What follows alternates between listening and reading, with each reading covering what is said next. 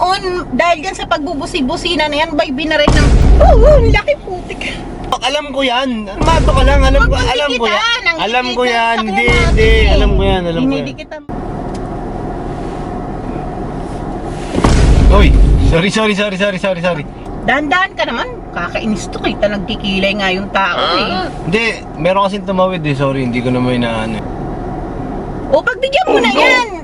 Pagbigyan mo na.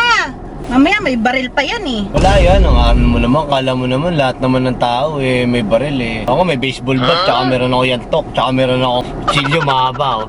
Salamat ka nga, ganito akong klase ng asawa eh. Kung ako yung klase ng asawa na nahaya ka makipag-anuhan dyan sa kalsada, kapag kaganyan, pagbigyan mo na. Bakit kasi dyan pa nagbababa yung bus tsaka yung mga jeep dyan eh? Ano ka ba, may matandang bababa? Natulisan yung bababa.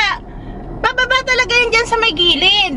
Hayaan mo na, maghintay ka na lang. Ba naman yan? Dapat kapag ka-driver, mahaba ang pasensya. Napakasimpleng bagay lang yan eh. Isipin mo na lang mga nagtatrabaho, isipin mo na lang kuya mo, driver din.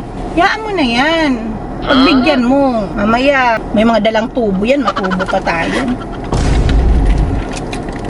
Pagbigyan mo na yan. Teka lang, ano, itong nakakabuhit. Ikaw na driver dito.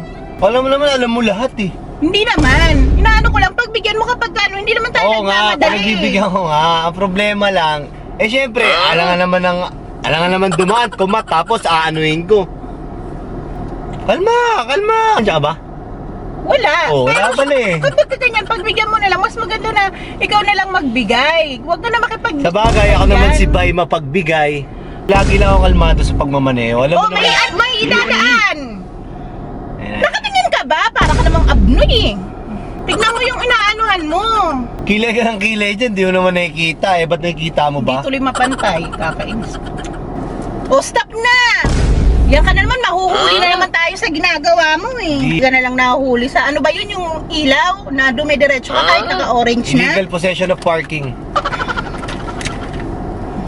Ayusin mo. Eh, O, kumanang ka na dyan! Kumanang ka na! Malapit na! Laki putik! Ano? Oo, teka lang, kalma ka lang, huwag kang maano. Alam ko yan. Ano bang...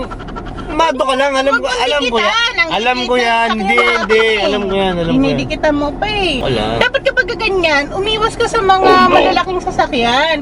Alam mo, ang dami-daming nadidisgrasya ngayon, pipit yung mga sasakyan buyag.